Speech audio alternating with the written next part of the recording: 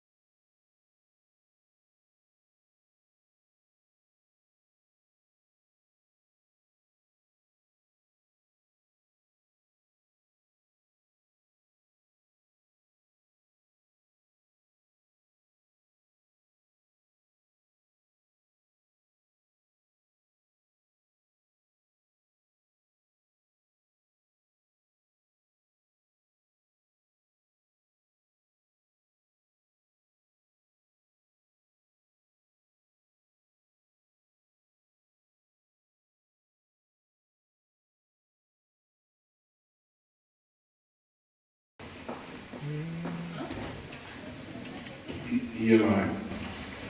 You there, Steve? You got it. You're live. Oh, we're live already? Okay. Mhm. So Chris, we're gonna start our meeting. Okay. She's getting our student member. Okay, we are back from executive session. The time is now 8:02 a.m. And the first item on our agenda is instruction of new hires. But before we go to any new hires, we have some wonderful visitors here at our meeting today, and that would be our administrators to start off the new year. Thank you all so much for coming to our board meeting. And can I ask if each of you could introduce yourself to the board? We have new board members, as well as to the public. We also have a new clerk today with us, Miss Mindy Vargas. If you guys could come up and introduce yourselves and tell us one or two things about your school for the new 24-25 school year. We're so excited to start the new year. Thank you so much for coming. I don't know if you want to go in order of schools. That might be good. Wonderful. First I see Mr. Willie Washington at ECP. Good evening, Board of Education, Dr. Iverson, Dr. Raymond, or Miss Raymond. She has a CPA, so that's almost close. Dr. Njuku, parents, teachers, guardians, and teachers who may be watching and listening. We thank you for the invitation to give us an opportunity to come and speak regarding our magnificent schools. Right before you, you have Miss Simone, Mr. Gary Mastrangelo, Mr. Matt Smith, and Miss Siba Rossi, aka Miss Rossi, my former principal. With that, I'd like to say you're looking at 100 years of Greenburgh service here. Not counting teaching, just 100 years of service to Greenburgh Central School District. And with that, I'll begin with the first school that everyone drives past, which is ECP. ECP has approximately 38 staff, 140 students attend 3 sites, and with that, we have 15 students on the waiting list. That's saying a lot. 15 students on the waiting list. With that, there's growth in the ECP, so we hope to maybe have an opportunity to give more staff and students an opportunity to come and work for this magnificent district, this secret jewel. Now, the next question that I wanted to bring forth, which was exactly, what is the goal for ECP? So what I'm going to do, so I don't mess it up, is I'm going to read it so that it's stated eloquently. Otherwise, I mess it up. The goal for pre-K students this school year is to develop strong social emotional skills, laying the foundation for positive relationships, self-regulation, and the love of learning. Additionally, students will continue to develop their routines and work together to build a strong community. That's a lot for a 3- and 4-year-old, but that's what we plan to do. And thus far, thanks to the Board of Ed, trustees, and parents, we've already had our first back-to-school night, and with that, we also had our first trip, was a Greenburgh Nature Walk on the grounds of the Walborg campus. With that, I will turn it over to the next school that the students go to, which is ECP Pre-K. We have one school in that building, but the renowned and famous Lee S. Jackson. Ms. Thank Simone. you, Mr. Washington. Thank Wonderful. you, Mr. Washington. Okay, so good evening, everyone. Good evening. Patricia Simone, the proud principal of Lee F. Jackson School. We are kindergarten and first grade. We're also known as the Children's Museum because when you walk into the building, the gorgeous artwork that has been created by our students over the years, it just really shines, and it's just a fabulous welcome when parents walk into the building. So I put a couple of bullets. First of all, the weather for the opening of the school year. That was magnificent. The whole week, it didn't rain. We haven't had that opening in years. usually the first day of school it rains, and it just that puts a damper on the students. But this year it was just magnificent. And another thing that we have been doing over the years is we have half day for the kindergarten students. This gives an opportunity for the parents to have a one-to-one conference with their child's teacher.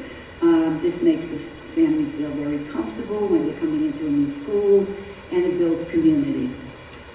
Also, we had a fabulous PTA meet and greet on the grounds of the Leah Jackson School, and that was on September the 7th. And on September the 11th, we had our first PTA meeting. That was also very well attended. National Dads Bring Your Child to School Day. We hosted approximately 150 adults, and our fabulous PTA provided coffee and donuts. This year, our enrollment to date is 245. I have approximately 70 staff members, and my goal is very similar to Mr. Washington's goal for ECP, because we are building the foundation for the students. So looking at the strategic plan on the student success, to continue to develop the student's social and emotional learning and the whole child. SEL is the core of early education because it sets a firm foundation on which all other learning will take place. When you focus on this area, it helps lift all of the other areas, including the academic areas, for our youngest learners. In turn, this builds their self-esteem so they could develop a love for learning and a love so when they move on to the Highview School, they will continue to have that love and desire. And with that, I'm turning it over to my colleague, Mr. Mastrangelo. Thank you, Ms. Simone. Good evening, everyone. My name is Gary Mastrangelo. I'm the very proud principal of Highview School. Started my 18th year at Highview, and as Ms. Simone said, the beginning of the school year was really, it was a great new beginning. Our enrollment is 259 students. If we would have been here on the first day of school, I would have said it was 252, so we've already had 7 new students enter the building within the first 3 weeks of school. We actually have 259 second and third graders, but we have 38 preschool students with us as well. So they have joined the Highview family. They get fist bumps every morning, and they're already feeling very welcomed and acclimated to the school. So it was a really nice transition for them. The goal I'm going to talk about is really, I think it's just kind of overlaps through every school. It is about the social emotional health of our students, which really, that begets everything else, and that allows them to be good citizens, and it allows them to work hard. The mantra at Highview School, for those of you who don't know, and I don't know anybody who doesn't at this point, is Highview Rocks, for 2 reasons. One, we were built on top of a rock. There is a very large centipede looking 10-foot high rock in our storage area known as a rock room. When they began to build the building and they couldn't excavate it, they said, let's build on top of it. Also because Highview rocks. And Highview rocks because our students R is respectful, O is open-minded, C is caring, K now is two words, knowledgeable and kind, and S is safe. So if the students can do all of those things on a daily basis, it kind of just builds on what we're trying to do there, which is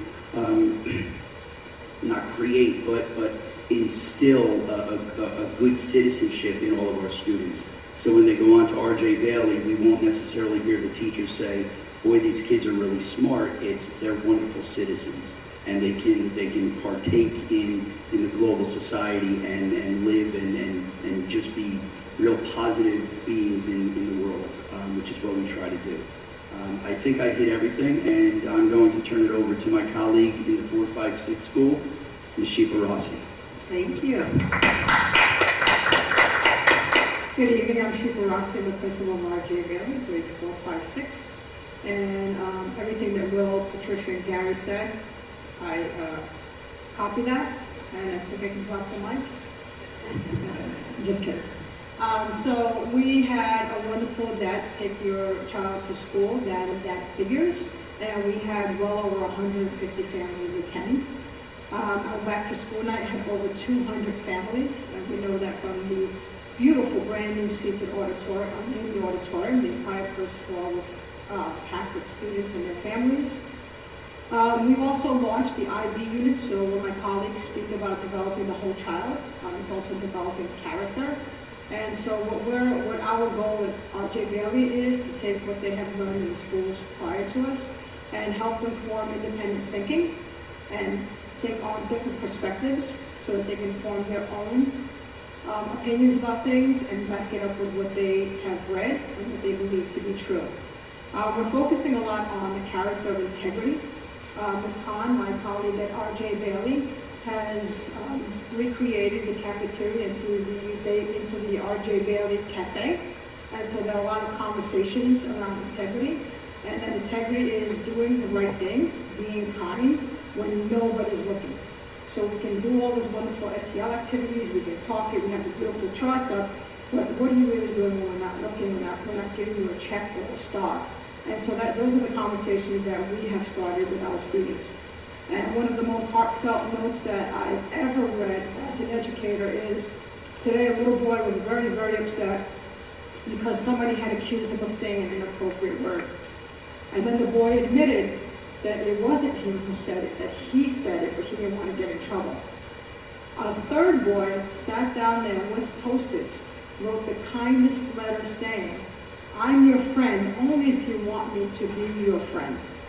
And you should not be crying because we are all here for you. And it's written in the best fourth grade penmanship you can get on a little Post-it note, trying to get every kind word in there. And so Ms. Khan and I are going to really celebrate this boy for being, for showing integrity and being kind to his colleagues to his peers when nobody was looking. One more thing we have going is the Wish Tree Project. On Friday, we have a culminating activity. All 403 students at RJ Bailey have been listening to the Wish Tree. They have been engaged in activities. And on Friday afternoon, each child will have a small globe, and in it is the wish that they have for themselves, a wish that their parents have written for them, and it will be hanging on the tree on the northern end of RJ Bailey. So if you'd like to come, we're going to be out there from 1 to 3 o'clock on Friday afternoon. And with that, my colleague, Mr. Smith. Ms. Rossi, did you just say you had 403 students? As of today, there's a waiting list for medical clearance, so I will update that number this week. That's a lot of students. Okay. A lot of wonderful students. Yes, thank you. Good evening, everyone. Matt Smith, proud principal here at Woodlands Middle High School. We had a wonderful opening to our school year. We had 671 and rising. We did welcome 41 new transfer students to the building, 7 new staff members, and we just began the year by having orientations for all grade levels, coupled by guidance having specific meetings with the seniors the week after to talk about post-secondary opportunities. It has been a smooth transition, but there have been some challenges. We met those challenges working collaboratively with our GTF staff here to ensure that we are getting it right for our students. That's what it's all about. We always keep the students at the epicenter of our decisions, like I always say, and I will continue to say that. This pertinent information is shared weekly with our stakeholders and via a weekly blast that's sent out every Friday. So stakeholders should receive that blast every Friday. Those that are listening on TV, if you do not receive that blast, please contact my office. It means we have your email incorrect. I have to thank parents that came out to back to school night. We had a lot more parents than we anticipated, so it was great seeing them out, and we thank you for your partnership. Our goal is to continue to increase SEL. With our new dean, he definitely brought in a restorative justice piece where students that are maybe not doing well academically or in some trouble, we go through this restorative role with them where they have to see a psychologist or a social worker or a guidance counselor once a week, and we give them a daily academic progress sheet to ensure that they're doing well academically. Other than that, our other goal is obviously to increase our graduation rate. We really want to be about 97% this year. We're really focusing on that, and how well kids do academically, the regents, to ensure that all kids 2025 are eligible for graduation. So that kind of concludes Woodlands Middle High School, and I think the team here, thank you, Board of Education, Dr. Iverson, Dr. Njoko, Ms. Raymond, we appreciate it. Thank you. Thank you. And I just want to thank the administrators collectively for coming out. I know it was a last minute request, but I'd love for this to be tradition where you guys, at the beginning of the school year, get to tell us all, tell the public and the board just how great the school is. The numbers seem to really be going up. I mean, elementary seems to be at almost 300 in each of the schools starting at Lee Jackson. And I just, we're busting at the seams. So thank you guys for all that you do. Thank you. Okay, so back to our agenda. Thank you for letting me veer off that. We have an introduction of new hires, and we don't have any new hires today, right, Mint? No, okay. Policy presentation. I'm going to turn that over to Vice President Valen to talk about the current policies that we're going to address. So last meeting, the board reviewed the following policies, and we're now presenting them to the public. They will be open until the next regular meeting in October, when they will be considered by the board for adoption. Hopefully the changes will be considered for adoption. The policies are policy 5130, budget adoption. I'm going to go slowly here because since the last board meeting, the Finance Committee also met and proposed some changes. So I will try to note those as necessary. Don't see any on that one. Policy 5150, contingency budget. This budget is being repealed because it duplicates what is in policy 5130 that I just mentioned. Policy 5230, the acceptance of gifts, grants, and requests to the district. Okay, if the trustees were to open this, you would see that the Finance Committee did make some small changes to this policy. They are noted in red. Specifically, we changed the new proposal is, for example, the board may choose not to accept any gifts which will place encumbrance on future boards, etc., etc. We also give a little leeway regarding letters of appreciation for said donations will be signed by the president of the board and or the superintendent or their designees. Next policy is 5570, financial accountability. Okay. There were some few additional changes to this. We previously put qualifiers on some of the reports to be monthly. We added a few more of those qualifiers to be monthly, specifically monthly revenue status reports, budget status reports, and treasurer's cash reports. The district has a long-term, at minimum 5 years financial plan. We struck the 3 to 5 as a board at the last meeting. I'm sorry, I'm going through this a little bit. Nope, that's all I'm going to mention. We also added some reference policies to this. And finally, a new policy 6140, employee medical examinations. There was some specificity. Okay, I'll just read the update. Based on a request from a board member during the last policy review process, will there be more specificity with respect to a particular phrase? Legal recommended that the phrase in question be removed, which is edited on the policy in front of us. Legal advice that the only examination that can be required pursuant to Section 913 of the law is to determine that physical or mental capacity of an employee in the performance of their duties. And if any member of the public has comments or questions about said policies, they can email the district clerk or the board at greenburghcsd.org. Thank you, Trustee Bell. Is there any questions or comments? Yes. There's a question. With the financial accountability. So I'm sorry, which policy? Oh, I'm sorry, 5570. Okay, so policy 5570, what's the question? Yeah, so it would be letter D on the first page. The fund balance projections usually start in January. Are those distributed monthly, quarterly, just one time? How does that work?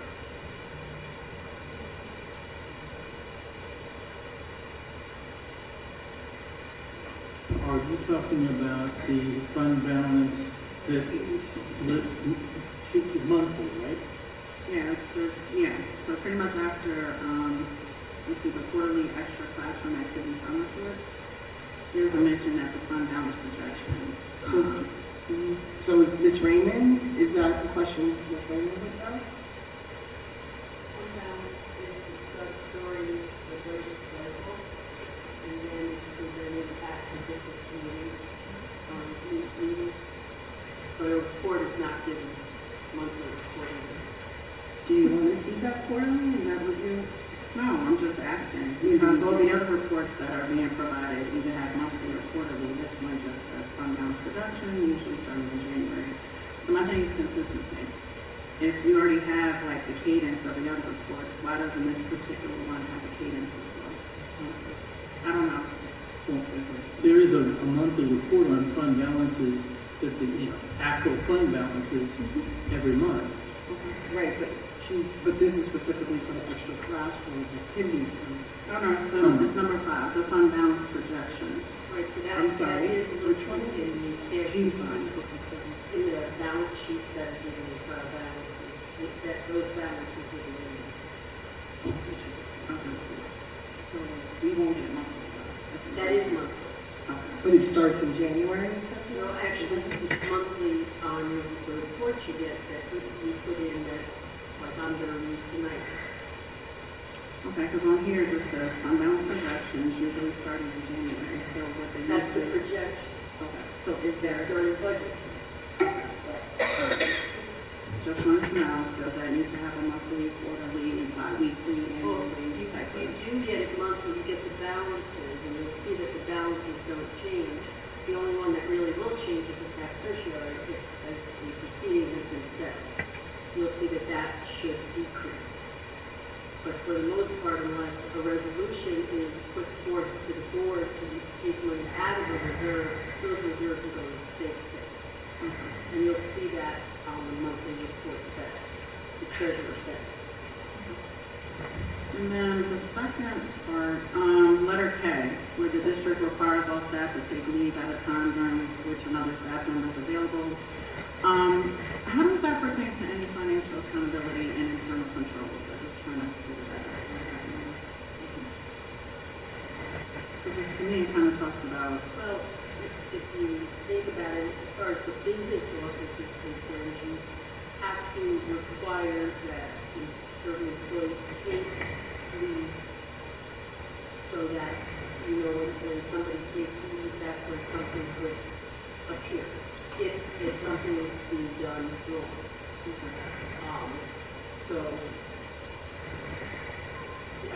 Their employee handbook says that they have to take their vacation. And the confidential staff follows what the GCSO handbook says as far as taking their leave. And I believe that's the reason why that's in there, so that you could, if something was being done wrong, the legal, it would show up during the period before that. If I could just add on to that, it's under the subsection that also talks about controls. So, being specific to the business office, you can also maybe already in a specific example. If people who are doing payroll, they all have to be out at the same time. You have to have someone still in the office to handle payroll, so payroll goes out on time. So just as an example, in addition to what Ms. Raymond is saying, as far as So I'll give you an example of that, and I'll tell you, just today I had a conversation, payroll was put in for some vacation. Before I was going to approve that, which you really don't deny somebody vacation, I said, you're asking for vacation in a payroll period, who would you back up? Who was going to be there if somebody doesn't get paid on the 30th? They're not going to wait for you to come back, who would you back up? So I almost, for those situations, same thing, for a lot of the positions down there, who was your backup in case something needs to be? okay, yeah, because when me reading it, I'm like, is it all the staff, including teachers, but it's specific to the business office? Do we need to add that in there? What is the policy? financial So I think that underlying but It's 5570. I leave that up to the government committee. I'll just note note that it is in the section of the policy manual entitled Non-Instructional Business Operations. Okay. And then last but not least, we have newspaper mentioned in the last paragraph. Does it make sense to change it to newsletter maybe, since we don't do the whole thing? Doesn't matter, it's the same thing. It refers to our official, where we put our official public notices. Like the journal news. We have to have at least one newspaper record, and that's the first. In this particular section, it's talking about the audit reports. So. That's Okay. Good. Any other questions, comments, concerns about policies? Hearing none, we're going to move on to the next topic, which is committees and liaison reports. Wonderful. Do we have any committee reports this meeting? Trustee Gallen.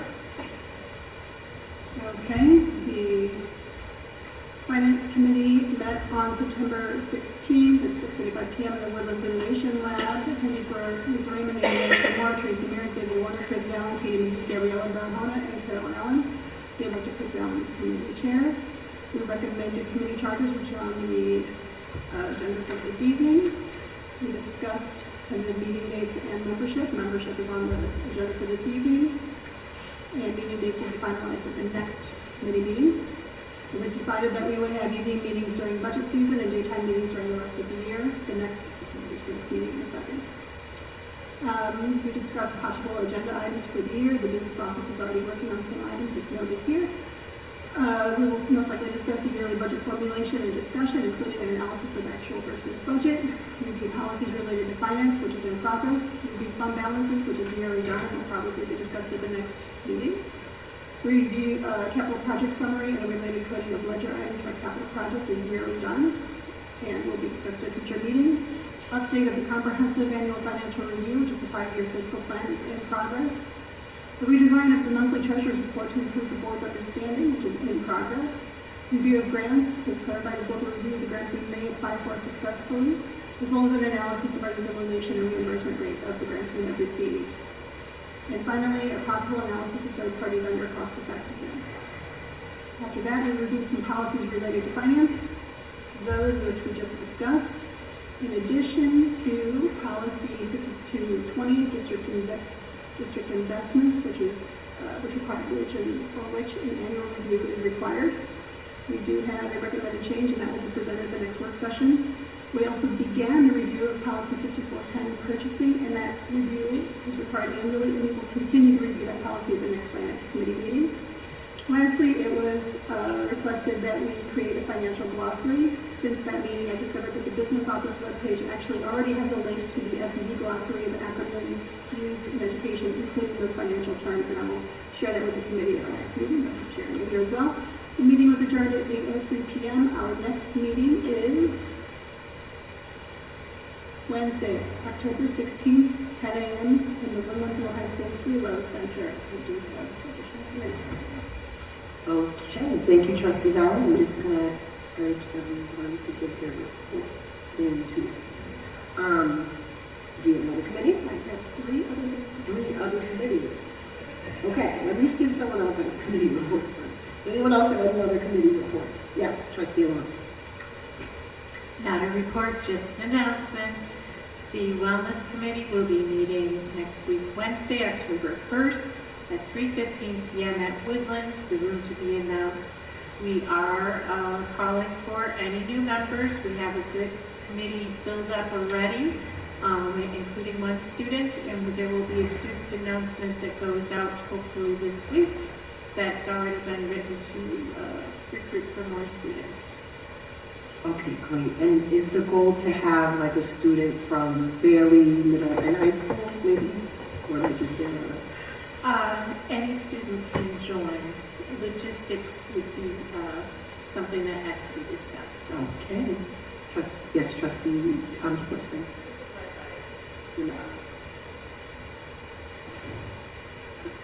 Just to clarify, is it Tuesday, October 1st or Wednesday, October 2nd? Tuesday, October 1st. Thank you. Okay. Thank you, Trustee Wong. Trustee Warner, did you move it? You have a report in 2 minutes or less? Listen, you look The crazy. Community Engagement Committee met on 9/23/24 at 7 p.m. in Lee Objective Cafeteria and via Zoom. We held a moment of silence for Millie Sheehan, a beloved retired school psychologist who died in a car accident. We introduced ourselves, we elected David Warner as the committee chair, modified our mission statement, and asked for volunteers who wish to be voting members of the committee. I will canvass the CEC list for additional volunteers. So far we have Jamal Thomas, Sarah Lazari, Sylvia Simon, and Gabriela Barahona. Danya Mans gave a recap of the summer 2024 programs and events. Programs include Greenburgh Police Department Summer Youth Camp, which culminated in a trip to Washington, D.C., the summer program at the Theater Young Community Center, the Summer Academy of 190 students, K through 6 at RJ Bailey, which concentrated on reading, math, IEP services, and the production of Annie Jr., and the Summer MBK program. Events highlighted were hosted by Greenburgh alumni. In Brooklyn, the Curl Fest, hosted by Safra and Simone Mayer, a natural beauty empowerment festival with attendance about 75,000. And in Atlanta, the Invest Fair with Rahad Bilal and Troy Millings of Earn Your Leisure, attendance of about 20,000.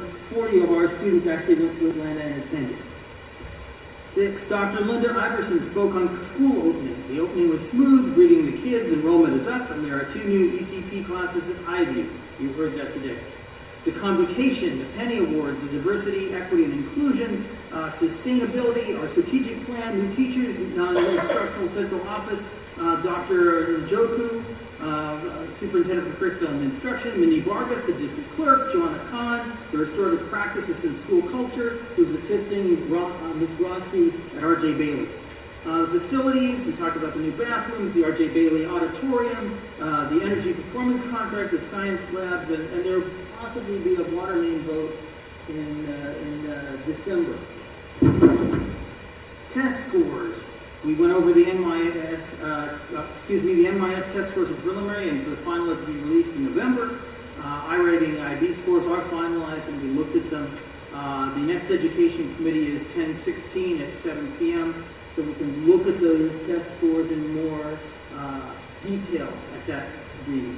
Rebecca Sampaleo spoke on the Pioneer League, a special education sports league featuring soccer, basketball, volleyball, and European handball, and it culminates in the Special Olympics at West Point.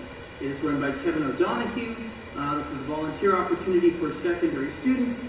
Contact Mike McCoy, the athletic director, if you're interested in volunteering. M. McCoy at Greenburgh CSD. MMCCOY at greenburghcsd.org. We reviewed the September highlights, including Dad's Take Your Child to School Day, a football win, and the boys and girls soccer victories. We went over a list of reminders for upcoming events. There are about 20 events. I'm going to highlight 3. 9/28, the homecoming game versus Dobbs Ferry. I believe kickoff time is 1:30 p.m. The October 19th, the Harlem Wizards will come to Woodlands at 6 p.m. Basically, their team plays a team of our faculty and comedy ensues.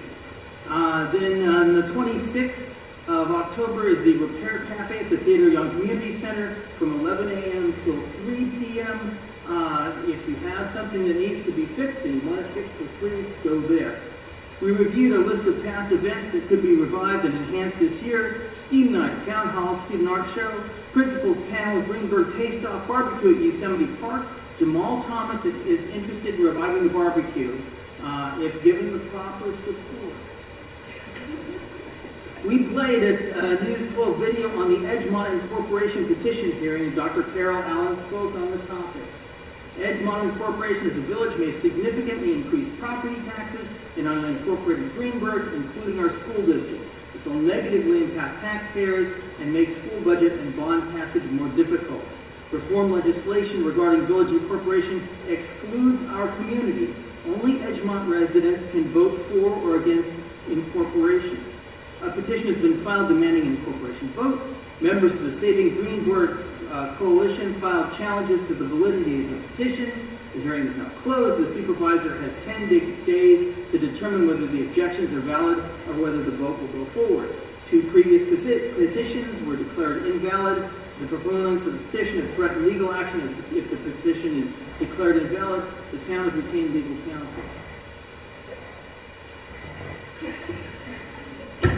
Then we asked the community what they had to talk to us about.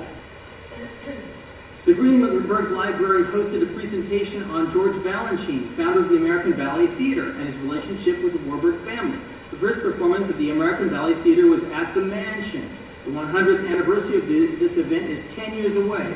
This presentation should be made available to district residents. The plaque commemorating the event should be improved in anticipation of the celebration. Funding for this can come from the art community. The mansion could house performing arts classes in addition to the administration. When it's restored, again, funding for that could be sought in the art community. The PTA Council is reviving its Special Education Committee, SEPTA. If you wish to become involved, contact GCSD PTA Council 475@gmail.com. Soccer player, didn't get the last name, Jordan is running for Lohud. Got it? What's his name? Bataturgi. Okay. Bataturgi, okay. He is running for Lohud.com Player of the Week. Voting for him, they post that you can start voting Monday. So look for that, and when it's time, vote early, vote often. We are looking for parent volunteers to attend CSE meetings. BOCES will train you. Contact the special ed department and Gia Russo at greenburgcsd.org and GIARUSSO@greenburgcsd.org. The next CSEC meeting is October 28th at 7 p.m. Thank you. October, what day? The 20th, thank you. Are there any other committee reports? Trustee Bell. The Education Committee met on Tuesday, September 17th at approximately 7:05 in the Woodlands Middle High School Innovation Lab. We basically looked at where we began. Dr. Iverson and Dr. Njoku reviewed where we are in the strategic plan as well as unofficial and incomplete test result data. I will probably note here incorrectly, and I'm sure I'll be corrected later, that Dr. Njoku anticipates the final results around November, and we hope to have those published on the website after that. We will not be discussing them in further detail at the October meeting. What we will be discussing at the October meeting is academic supports to help our students as they make progress in those standardized test results as well as their overall education. However, at the September meeting, after that brief presentation, we opened up for a long Q&A session, which ran the gamut over many things from anywhere from what are these tests and why are they important, how do we identify knowledge gaps, to specifics such as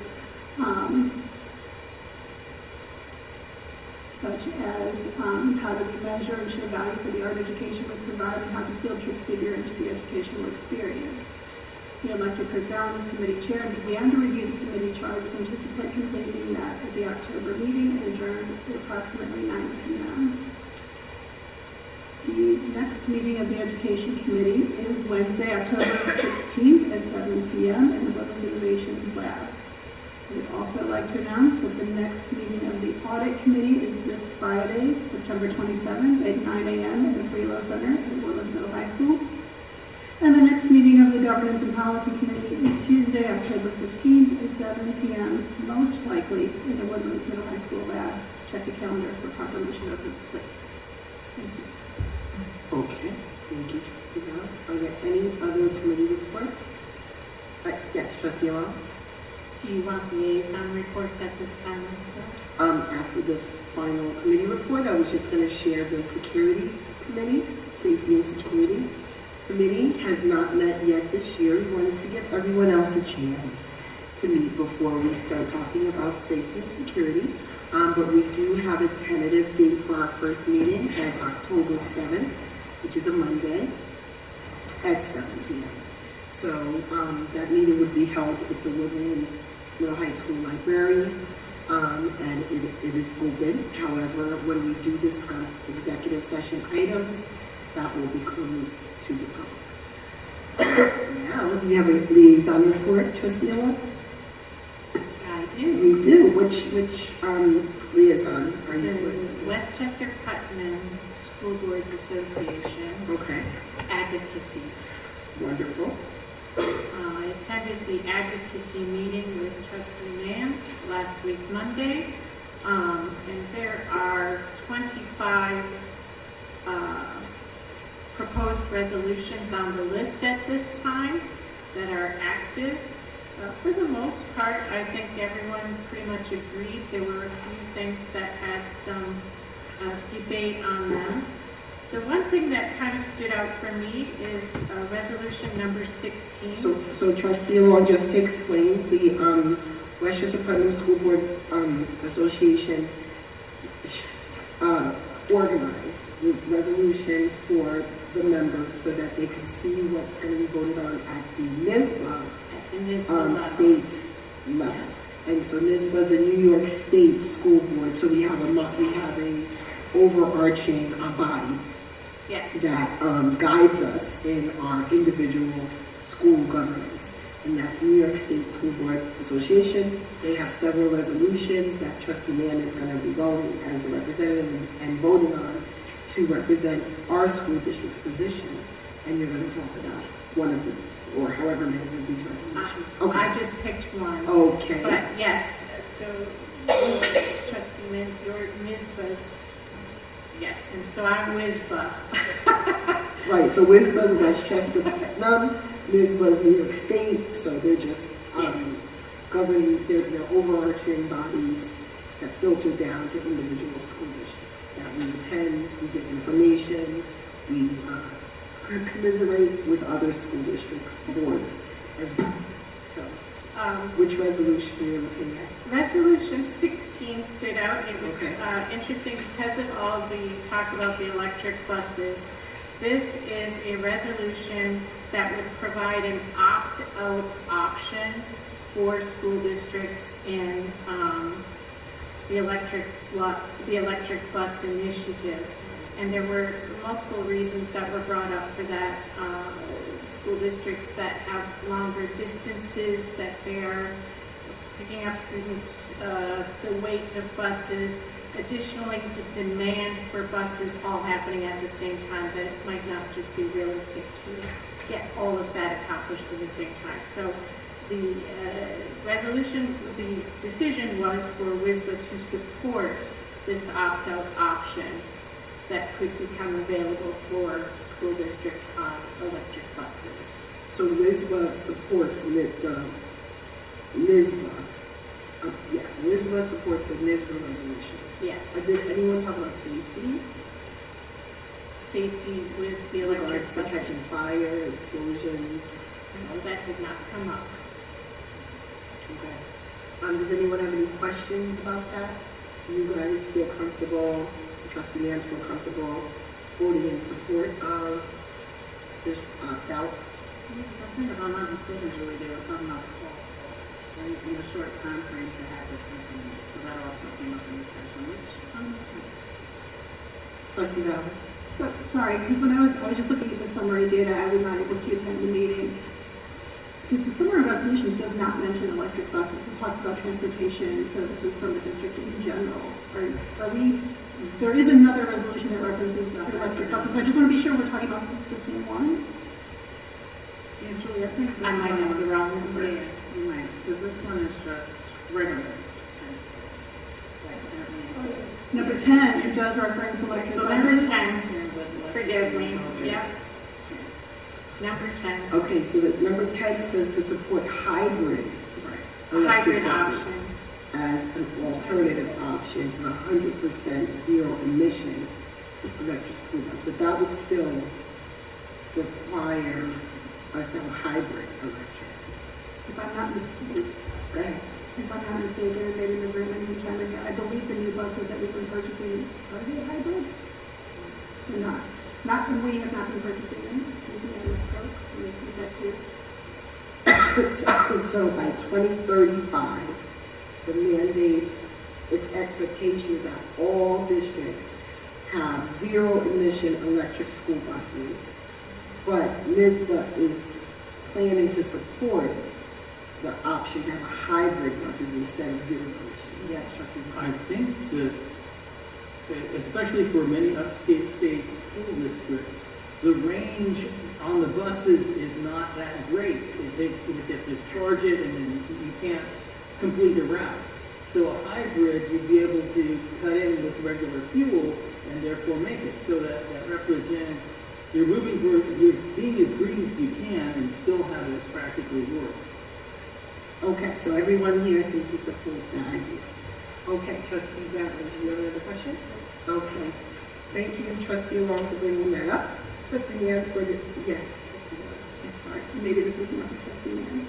But the page where the resolutions are not recommended, are those on the table for voting? And it's just that Westchester Putnam School Board does not recommend adoption of those? Or they're not even being recommended by NISBA? I just want clarity because they're not recommended by NISBA. Right. We did go through all of them and agree with the not recommendation on all of them. So NISBA will not be moving those forward? Yes. Then why is Westchester Putnam, opposing the... No, it must be presented by NISBA and Westchester Putnam. The consensus is for that? Yeah, the The consensus is, last numbers 26 through 37. yeah. NISBA is opposing them, but at WISBA we went through all the resolutions, even those that NISBA is saying that they're not. Yeah, So my going to question move is, forward. they actually will be up for a vote? It says, at yeah, the it says NISBA proposed. business meeting? Right. They're proposed, but they're not, WISBA is not recommending them for adoption. So we make the vote. Yeah, we may feel otherwise, but it says here on the key, opposed bylaw amendment resolution. So all 37 will be up for a vote. All 37 will be, so of the 37, 12 were like meh. And for the most part, in agreement with all of them, to be honest with you. But is there any of your concern for us about? Would it be that last one? Yeah, it would be the last one. Which number? Number 37. Yes. In this case, NISBA advocates for 30 to 40 minutes per day of recess time. And the key here for me is, if this phrase weren't here, I would disagree. Being officially recognized as an alternative form of instructional time. So it would count as seat time in elementary schools and counted toward mandated minutes. If that phrase weren't there, I would agree with Westchester Putnam. But if that counts as instructional time, I do think that social emotional health of our youngest students, then maybe this board would want to consider going ahead and voting yes on the title, and I'll put it to us, what we think. Yeah, I Hopefully agree with Westchester Putnam. didn't think about the SEL part of that. I just saw it as, recess time being counted as, I didn't factor in what you were just talking about. So now that kind of switches it a little bit. Yeah, I would wonder if it's, I think I would need more discussion around this, because if it's officially being recognized as an alternate form of instruction, then are they with the teacher being monitored for recess time? Recess unstructured time is great for SEL when they're focused on SEL. So is it going to be 30 and 40 minutes of unstructured SEL activity, or is it just going to be kids running around for 30, 40 minutes? And we know that very often with difficulty finding supervision, things tend to happen. So if it's something that is monitored or unstructured, or options are given, like we talk about board games being bought for kids in high school since they don't have their phones, giving them something to do off of their computer, great. So I would just need more discussion around this, and to know if either of you could remember why WISBA opposed this. Does anybody remember? Well, you're looking that up if I may. Yes, again, devil's advocate, I don't know if I'm right, but I want to out, first of all, this is elementary schools, not at middle high school level. And I would argue that unstructured play is just as valuable for the youngest children as everybody line up and as organized play. I can't answer this question. Except for the kid who doesn't have friends and sit alone for Answer the question additional 30 about oversight, but unfortunately we have to make a decision before we can probably really thoroughly look into this. Well, they have a path. Yeah, she's going to look up what the reasoning is. Yeah, well, to be honest with you, the DEI committee was unable to reach a position or decision. And so the explanation was that while the committee acknowledged the benefits of recess, They also recognize that academic demands schools are required to meet in a limited amount of time. They ultimately decided against recommending a resolution that could lead to taking more time away from the instruction day. So that's the rationale for that. And when we're talking about hopefully in Greenburgh, we can figure out how to reach the correct amount of time for eating and lunch. If we actually expand that, then we add in an additional 30, 20 minutes. Or out of that 40 minutes, if half of it's for eating, the other 20 would now count towards seat time. But that wouldn't count. It would have to be 30, 40 minutes of recess, not food, not eating. That can be separate from lunch. Okay, so, yes, Trustee Jacobson.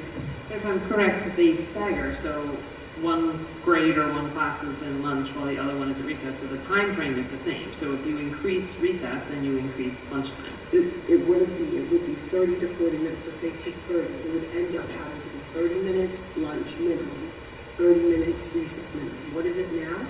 20. 20. Which So is we not would adequate multiply based on by- what the standards are. We would multiply it by 3, so that Right. would take out another 40 minutes of whatever happens now with the school.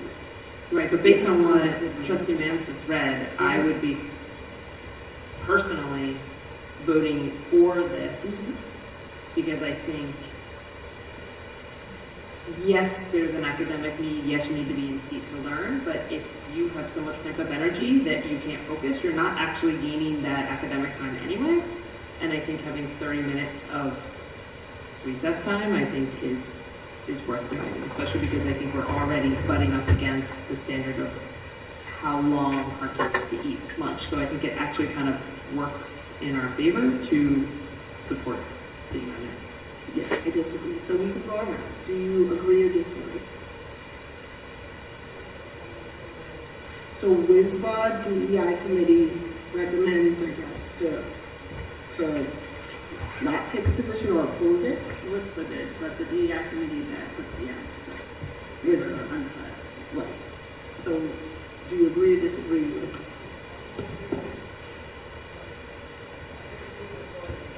Okay, so you want to support it? You want to support it? You want to support it? What do you want to do? Support.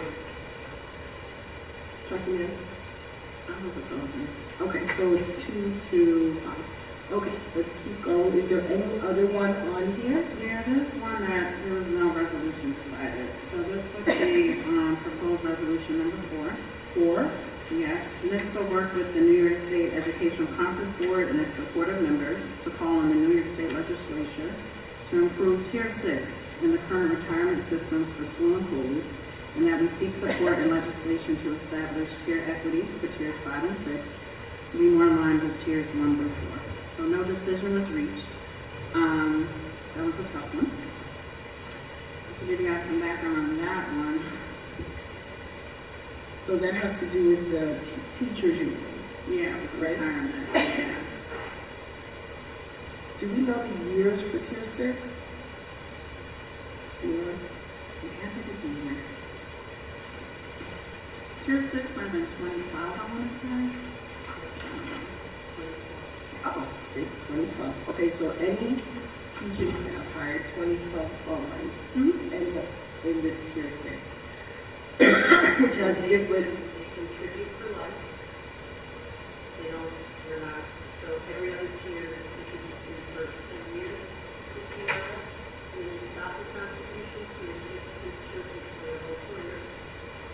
And they have to work until they're 65. Okay, so this is whether or not New York State Educational Conference is voting to advocate for changes to Tier 6.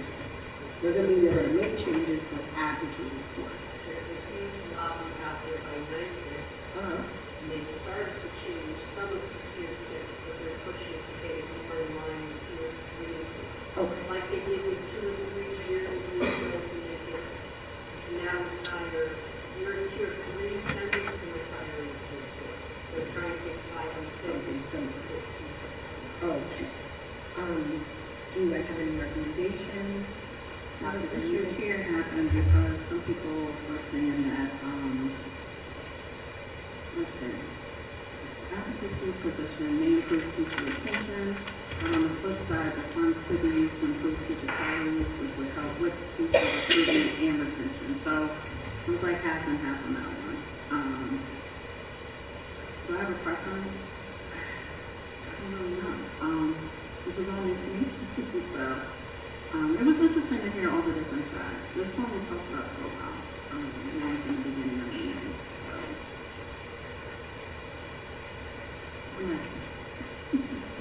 Okay, does anyone have a strong opinion either way? So I would ask that you vote for it in support of it, because I don't think that would be a bad thing for them to do. Obviously, the TRS has made this decision based off of money. It's also ERS. TRS and ERS made this decision obviously based off of money, but I think it's fine to make a decision to support the request. Doesn't mean it's going to happen. It's just what Ms. Iser is not going to support. Does anyone else have a view on the other? WISBA looks like they took no decision on it, which is going to leave it up to trustee Nance to vote one way or the other. So does anyone else have a position or opinion? Yes, trustee Law. Just share a little of my recollection of the debate during the meeting. There was a lot of debate about the cost implications and that it could hit school districts pretty heavily depending on how many people they had in Tier 6. And would it do the motivation to retain as much as other methods of retention that we could pursue instead? So do you support or oppose? I would oppose. Okay, trustee Werner? Opposed. Trustee Guy? Focusing on the second half of the note, which says if you're choosing how to better use funds, I would rather use them to improve teacher salaries, which will help with recruitment and retention. So are you opposing? I will oppose. Trustee Jacobs? I guess oppose. I'm still trying to understand the financial implications. Yeah, we don't know. We don't have to budget. I'm sorry, but you understand? Because I know you're a member on TRS. But sorry. Trustee Simple. I am for. Okay, so it's 2-5 again, unless trustee. No, I'm a supporter only Okay. because I'm looking at some of this rationale and they knew that at some point they would need to revisit it, so they're just saying now is the time. So Yeah. I would- So it's 3-4, so it's opposed. Is there any other issues that anyone wants to bring up? There's no decisions. Yeah, that was the only one. Okay, can we move on? Right, are there any other committee reports? I think we ended those liaison reports. 2 liaison reports, one for PTA Council. They'll be participating in Falcon Fest. And all 3 elementary level PTAs have achieved high enough membership to be recognized by New York State for the Early Bird Membership Award, which will be announced in October. So that is awesome. Bailey is in the middle. I'm going to ask you because we're going to go through the schools. So we're going to see. Is it council though? Okay. I thought you were giving me the Nope. Okay. It just happens to include Bailey. The Bailey's in the middle of their Spirit Wear sale with a redesign, and you can go on the council's Facebook page or email rjbpta@gmail.com if you're interested in making a purchase. And that is it for council. Okay. Any other liaison reports? No. Can we get a school building report with trustee Nance? We'll start with ECP. So Mr. Washington took 2 of my highlights, but that's okay. But I know for the Dads Take Your Kids to School Day, they had 87 fathers come and participate over all the 3 sites. So that includes ECP Maine, Leah Jackson, and Highview.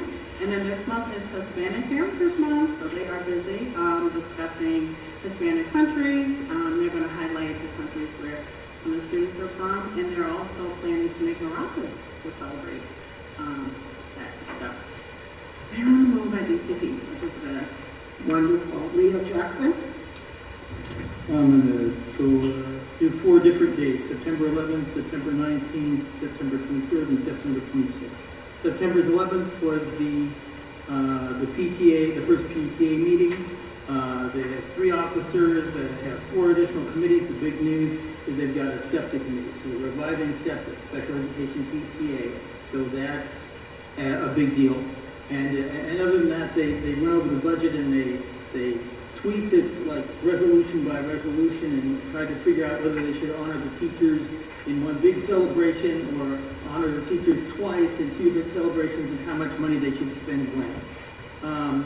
September 19th was Dad Take Your Child to School Month day, and I think they mentioned they have 150 parents, so that was a big success. September 23rd and 24th is the iReady Diagnostic that they're starting up a little, right?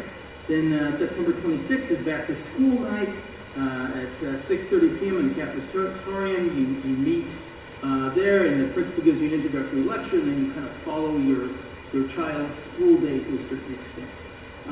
Other than that, I should mention that they're doing their equivalent of Spirit Week. So Monday they dress in their pajamas, and Tuesday they dress like a friend, and on Wednesday they dress like they're from a decade in the 80s, 90s, or 2000s. Thursday you wear your team jerseys, and Friday you wear your Falcons gear. And of course that's hopefully leading up to you taking your children to the Falcons, homecoming game. So that's it. Thank you. Heidi? That would be me. As of Friday, last Friday, the 20th, there's only 4 more acceptable use policies left. So everybody else has signed them up. Karen Destrangelo sends a weekly newsletter. So whoever's not receiving it, if you're hearing me, please reach out to the Highview School. On October 2nd, they will have a family versus staff SEL kickball game at Webb Field. An entire student body will be walking down to Webb Field to observe. So anybody in the community is invited to attend that. It is at 2 p.m. There's also at Highview, as Ms. Rossi discussed when she presented the activities in what's happening at R.J. Bailey, they're also having a follow-up activity to the One Book, One School reading of the wish tree, and the students will have their wishes and hang them in the tree outside by parent pickup, so everybody's welcome to come see that after it's done on the 30th. On Thursday the 26th, the PTA is going to host the Welcome Back Breakfast for staff and faculty. They are also celebrating their Spirit Week, and this Friday is Crazy Hat Day. And Friday the 27th is also the first lunch with the principal for students who have been selected by their peers. They are asking that fall is coming, so please label all your outerwear. At Back to School Night for Highview on the 12th, over 200 people attended, and then 60 adults or so came to the Take Your Child to School Day. And Mr. Angelo met with whoever came at about 10 a.m., and then afterwards many of them left. And all beginning of the year assessments will be completed by the end of this week, save for those that need makeups in the following couple of weeks. Thank you, Trustee Sabalayo. R.J. Bailey? No, we have 2. Just a shout out for the Highview kickball game. I played last year. I'm playing this year. It is a lot of fun. I highly recommend coming. But for Bailey, Ms. Rossi reported on a lot of the pieces, but I will add that iReady is happening currently. Back to School Night was last week. We started in the auditorium, which everyone was very excited about. It was beautiful. And Ms. Rossi introduced Mrs. Khan in her new role as restorative practice coordinator, and so she talked a little bit about the after-school program that is revving up, but we are still looking for the coordinator, and until we have a coordinator, then we can't do the rest of it. But she definitely got the bug going for it. And I also learned that this year ceramics is going to be offered at Bailey, which is super exciting. And I think that was, and Picture Day is Thursday, so be prepared. And one thing that we didn't report, the committee report, is Tech Committee is this Thursday, the 26th at 1 p.m. in the Little Theater. Wonderful, thank you, Trustee Jacobson. And next we have Elizabeth High School. You don't want to do the report? I've done a lot of talking. I get to do a lot of talking the next thing, isn't it? Well, I'm sure you were tracing the numbers. So Woodlandsville High School is the hub, the center, the place where all the homecoming activities are going to go down. Last year, I believe, or maybe the year before, they expanded the homecoming festivities to the elementary schools with something called Falcon Fest, which quite a few of you mentioned. That will be during the day before the game at the middle high school in the gym area. And then we will have our big homecoming game culminating on Saturday, September 28th. All this week, I believe all of the teams for the fall are having games. And it's a marvelous, wonderful thing. We also, at Woodlandsville High School, had a back-to-school night. We opened with messages to the parents. Our principal sends a message every single week. We have opened pretty strongly. I'm sure the board will be very happy with this, with the no cell phone policy.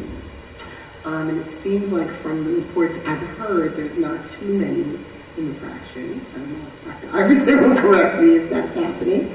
And then I will stop talking because I have to give my report. And also we have our ex-official report who's going to talk about Woodlandsville High School.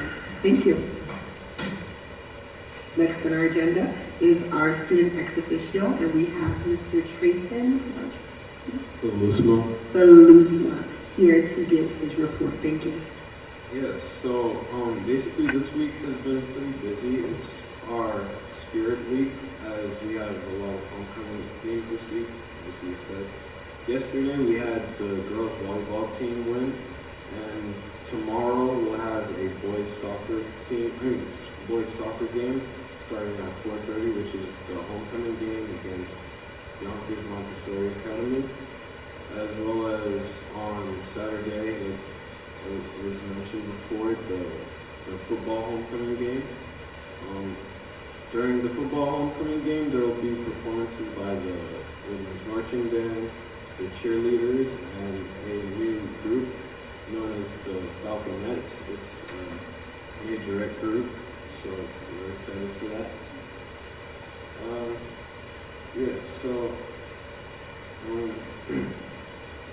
Where the seniors are planning to start decorating and renovating the senior lounge, not renovating, but like decorating, and they'd appreciate any possible donations, such as, I know we're trying to get things like beanbag chairs, and like maybe like fans, but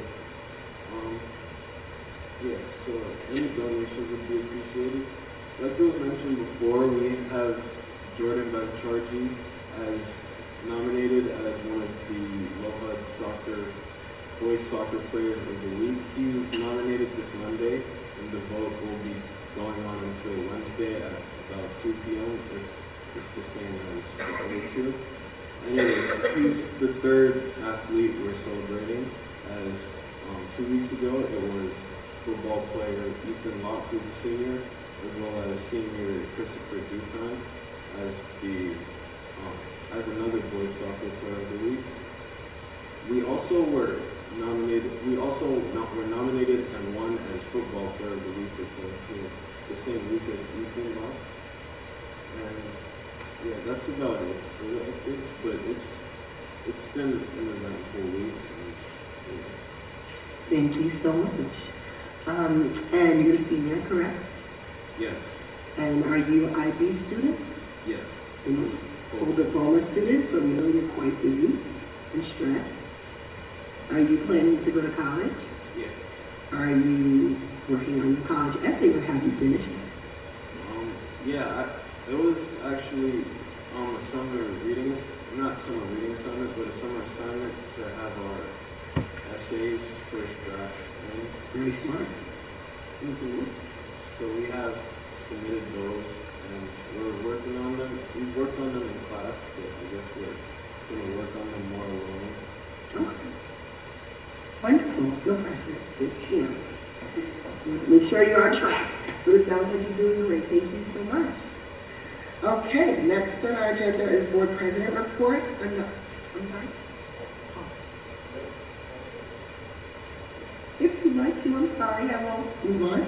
Did you have any concerns, Mr. Tracy? Not really concerns, but they're just follow-ups from the last meeting. Wonderful. I believe we talked about having, how we enjoyed the new bathroom renovation, but we'd like to also ask if it was possible for mirrors to be installed, as well as paper towel dispensers, because I noticed that at least in the boys' second floor bathroom, that there is a new air dryer, but there's no option for a paper dispenser, and some students have come up with the concern of the transmission of like, germs, and would like the option to at least use a paper towel, to at least have paper towel. Can I ask if the students, and I know you guys need student government, you have these conversations, have they talked about garbage and making a mess of paper towels and all that? No, they haven't specifically mentioned that, but I'm sure if we were to talk about this, then we'd be able to get more positive adjustments, and I think we'd be able to handle it.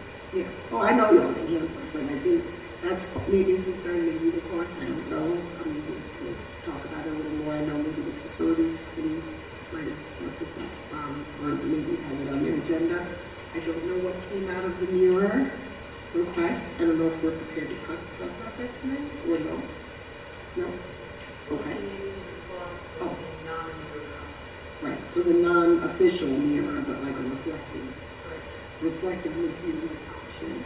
Obviously, the concern is the mirror breaking with students. And we know students break things, right? We know that easily. So much so when students get frustrated or even accidentally they break something. So we definitely don't want a real mirror back in there. So we are looking into that. Okay? And lastly, the students were also asking for a follow-up on just like clarification of the cell phone policy. Since we respect the policy, but since the last meeting, I believe we've collected over 100 signatures asking for the permission to use phones in proposed green zones, such as like lunch or the cafeteria during our lunch periods, using the phone outside during the lunch periods, or also free periods. Because I know seniors may have free periods where they're not expected to go into class or be inhibited by those phone usage. Let me ask you a question. You may not have the answer, and it's fine if you don't. Maybe you can come back with the answer. Is there a space where you guys meet with the principal or administration to talk about, maybe the dean of climate and culture, to talk about why there's a telephone policy at all? Or did anyone actually have like a full-blown talk? And, okay, so maybe that's something too that can happen, because I think I hear what you're saying. It sounds like a good idea. At the same time, the reasons why the cell phone policy is put into place, that would kind of negate it. So there's actual reasons why the adults had decided to make that decision. And I think that needs to be explained. Doesn't mean you guys will agree with it or like it.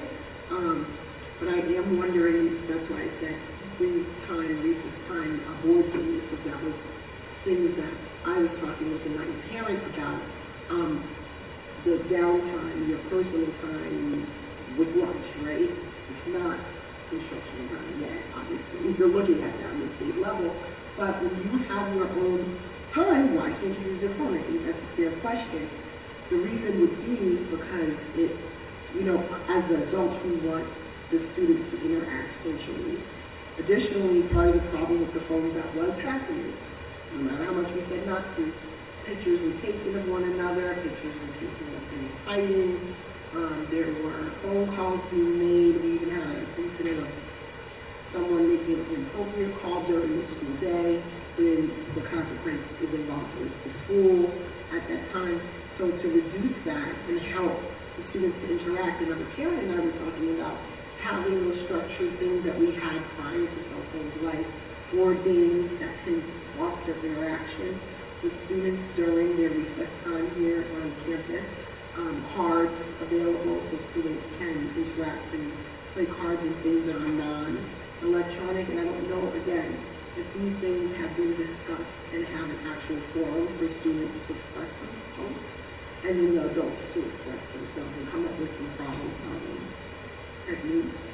So is that something that maybe you could talk to Mr. Smith about, or I'm not sure who would be the dean or Mr. Smith, just some options, because obviously if you have over 100 signatures, could you get that to the board so you can see that? That would be helpful.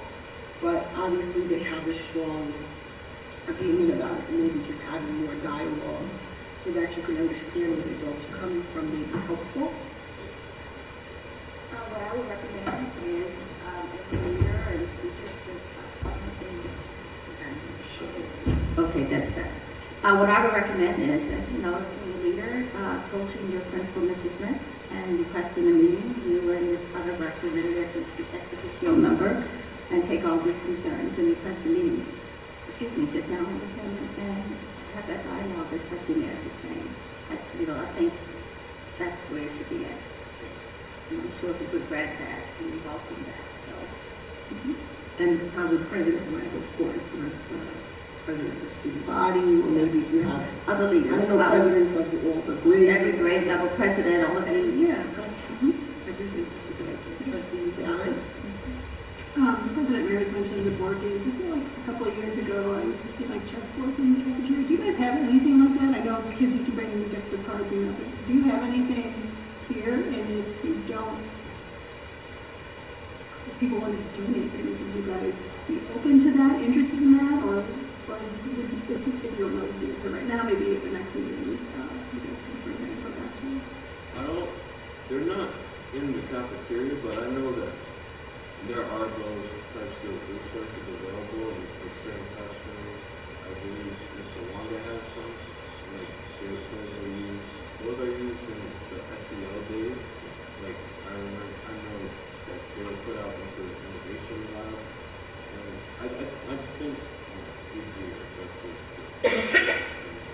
Or even if there's, I'm thinking of having like a mindfulness activity or some sort of, there's students that have to learn to be art therapists, right? Bring in a therapist student that maybe we don't have to pay, but maybe they need their hour, and just do a project that's hands-on, that's during recess downtime, that's mindful, that's relaxing, that's something that fosters socialization and engagement. There's so many options, right? But you guys got to get together and talk. And if I could just reiterate what President Mayor says, I think, I hear your concern at home, but I'm just going to reiterate that, sometimes it's just getting you guys to look out at others instead of down the whole time. So hopefully 30-40 minutes a day of practice looking out at the world. Okay. So we will follow up, so keep bringing up, and if you could get us the position, that would be helpful. That concludes your report. Thank you. Mr. Tracy. Next, we have the board president's report, and I want to start off my report with a moment of silence for Miss Millie Sheehan, who is our psychologist that retired just last year, who passed away in a tragic car accident just a week ago. A week and a day ago, and it was a shock to our entire community. She's also a member of Sacred Heart Church, which is right here on Central Avenue. She's married to a town board member, the parents of 2 graduates, the grandparent of 2 students. So very, very much tied into the school district and the community here in Greenburgh and Hartsdale, and we are all affected. So if we could please have a moment of silence to honor her and her daughter-in-law's life, and to thank her for her service to our district, but also to recognize how devastated we all are at the loss. Thank you.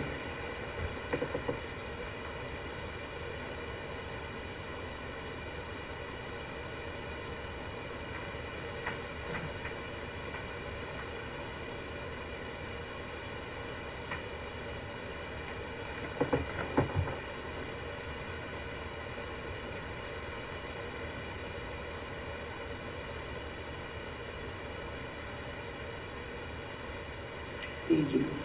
Next, and I'll be quick because I know we're going to also have here from our superintendent today.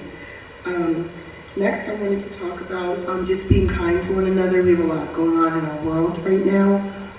Currently this week we have all of our world leaders in New York City at the UN, and just bringing everyone together reminds us here in Greenburgh that we have a full district that is totally integrated. We have a lot of diversity, but we all must work together for the betterment of the students and the education and well-roundedness of our students.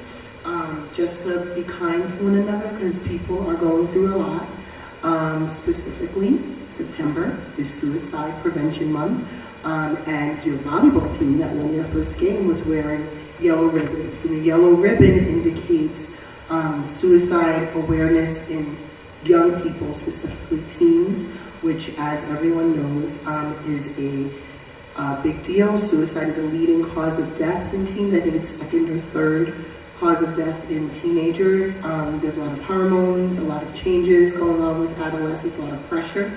We talked about the college, and very often suicide may be a thought that teenagers have. They may express it, they may not. They may have a behavioral change that we notice or not, and we just really want to bring awareness, less shame to the topic of suicide, and really have a safe place for people, but specifically young people, to talk about their thoughts and talk about feeling helpless or hopeless. So I did want to bring that to everyone's attention. And last but not least, everyone's mentioning homecoming. This is our Spirit Week, leading all the way up to homecoming. The middle high school is going to have a huge pep rally on Friday, which is really awesome.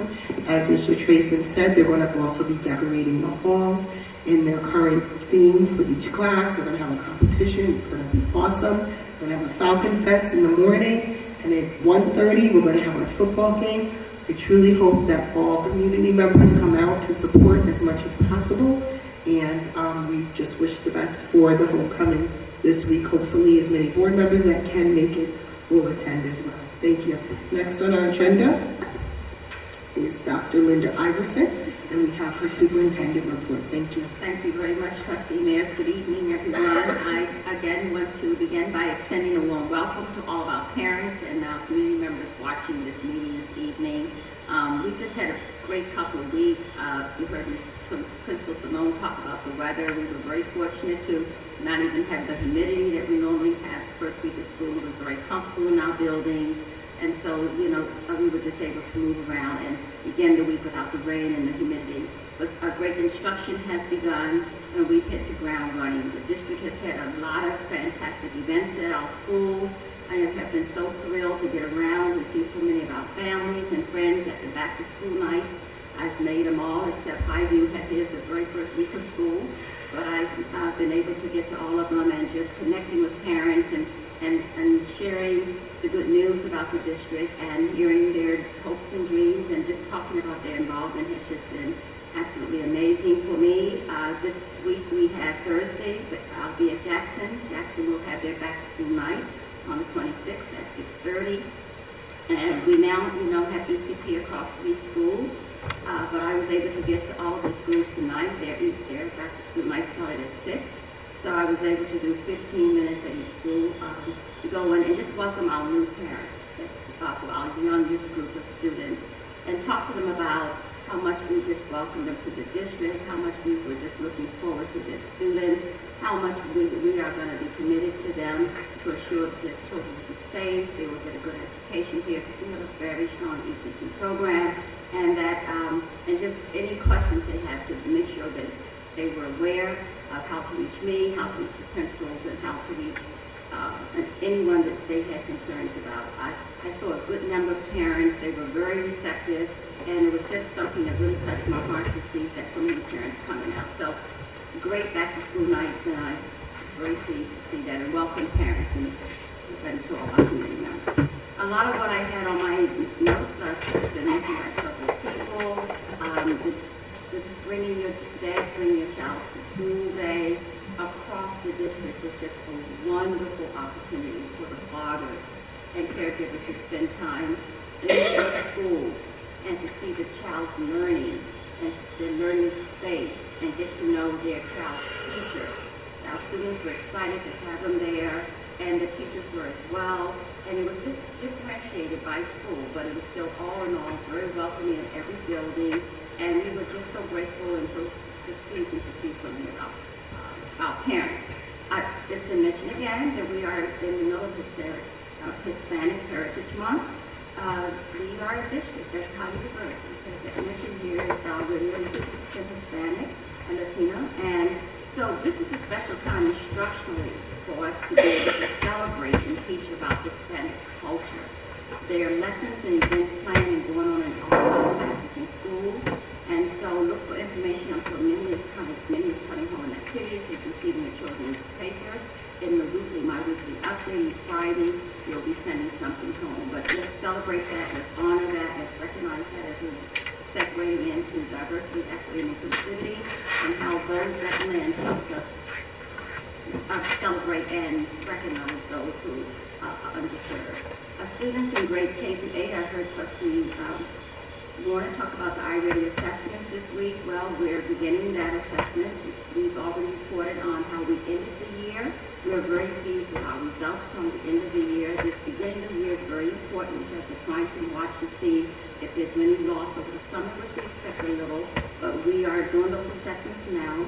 And so that's going on this week. But that data is going to help us identify what students need and to be able to track progress throughout the year, plan interventions, and to begin back to all of our AIS programs. So from an instructional lens, we're very excited about the I-Ready, and we're just looking to hold that we sustain the data, sustain our performance with our instruction so that our students continue to grow. And we have more students who are scoring on or above grade level, which if you notice the data that has been reported, we did show significant gains in all the grade levels.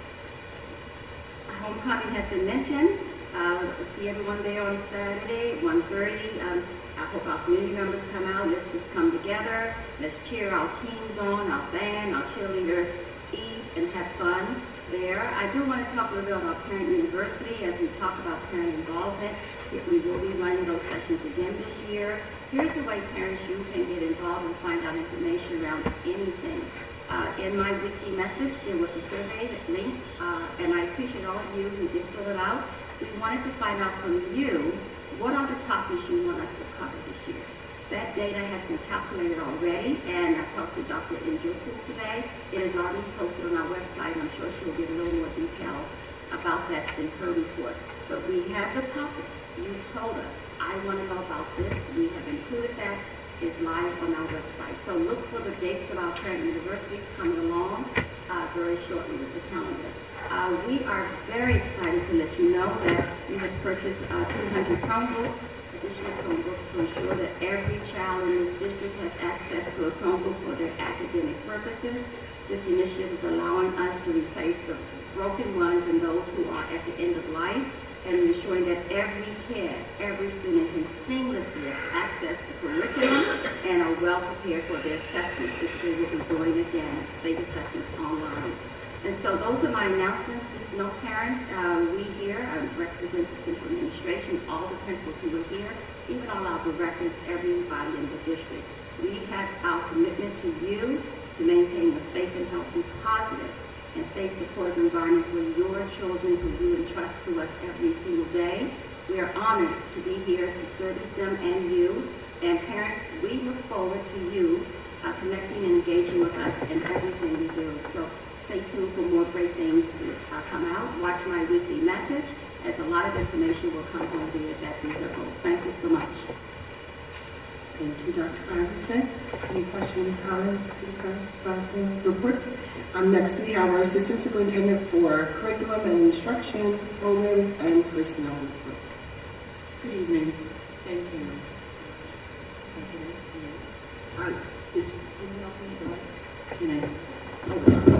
This is I'll try and use my teacher voice. Yes, thank you. So thank you, President Mayers. Thank you, board members. I will start with the Parent University. So Parent University, we're just very pleased and thankful and happy that the community responded to the survey. So the survey results were quite interesting. There was quite a high demand for growing, confident kids. Right now, on the site. The Parent University topics range from literacy night, English as a new language, math night, advanced learning placement, understanding healthy habits, understanding the IEP. So all of these events have been calendared. Majority are in person, some are virtual. So please go on the site, and whatever your needs are, I believe it should be reflected here. In addition, some highlights from curriculum and instruction. We are pleased to share that the New York State Education Department, they recently had their kickoff of the 2024-2025 New York State Sealed by Literacy. And what was very nice is that we were featured. So in their presentation, so there was one visual, and I went to check just to make sure it was there. One visual where it highlighted the achievements of our young people. So we had a picture of our young people and their families showing their certificate and actually stating that the students earned the Sealed by Literacy in 80 different languages. So that's definitely kudos for the program and for the young people. With our International Baccalaureate, as our principal stated, they successfully began the implementation of the PYP transdisciplinary units for the new school year. Highlights that RJ Bailey stated in terms of them sharing out their, it was titled Who We Are, as they kicked off the 6th grade. But what I found really interesting and just learning more about, the IB program and those students who are non-deep IB-DP students, is that the department made a decision to give a survey to those students to ask them why are you taking IB courses when you're not moving towards that diploma path? And one of the questions was asked, what motivated you to enroll in this IB course, even if you were not pursuing the full IB diploma program? And themes that came out of this was, and there's over 170 responses. There was a passion for the subject. So one example, a student said, they just want to continue their love of music. There is also a theme of desire to challenge themselves. One student wrote, I want to be challenged, right? So they wanted to push their academic boundaries. There was a theme of career or academic interest. So just aligning to their own aspirations. One student wrote that I want to become more knowledgeable in the arts, which would help my career path.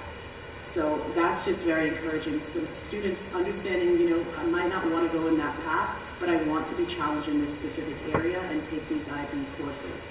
And that speaks to the strategic plan of why that particular goal is placed there, to increase the number of SL and HL for our students.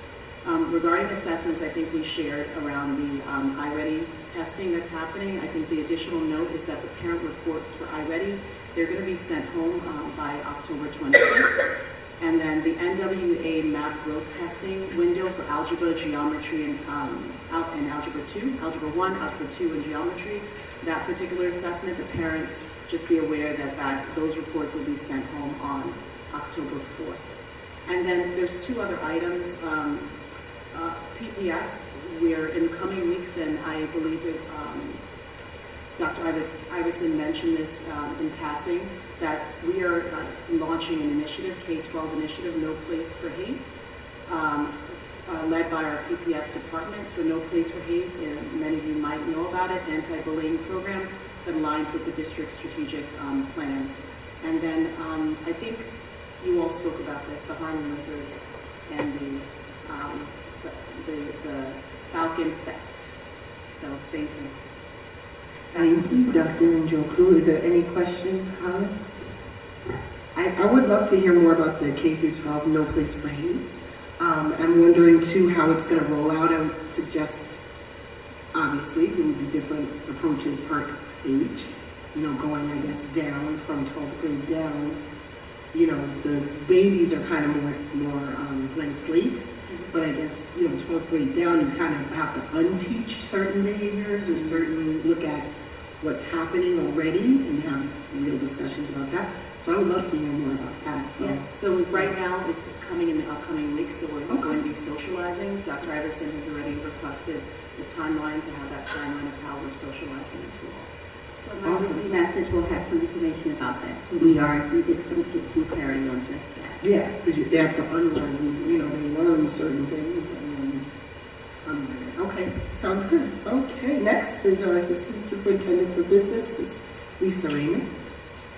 We began the month of June with $35,102,179, and over June and July we deposited $2,795,317 and dispersed $14,969,205, and ended the month of July with $22,928,291.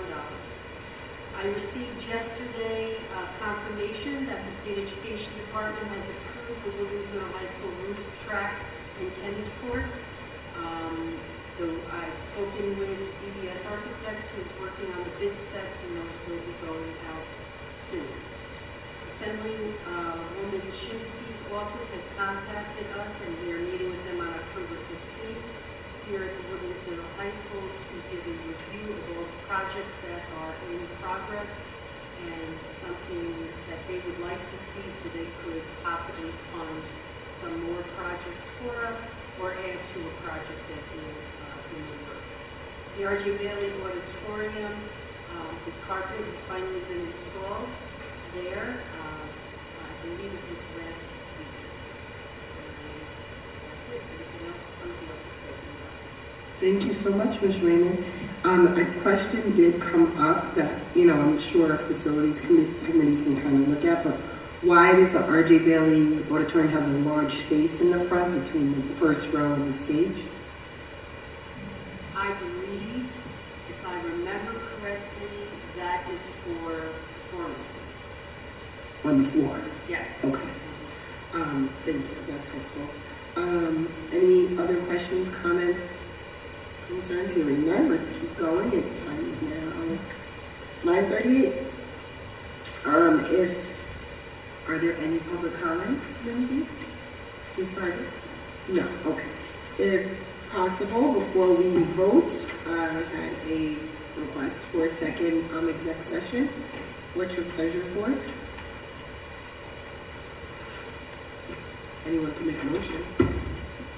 I am looking for the thing to move that we adjourn to executive session to discuss collective bargaining negotiations, the employment history of particular persons, personal matters, and/or employee records, and matters deemed confidential by state or federal law, including seeking advice from counsel.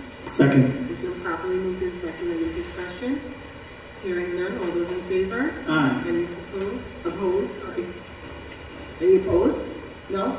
Any abstentions? Motion carries. We're now in exec session, 9:39 p.m. Thank you.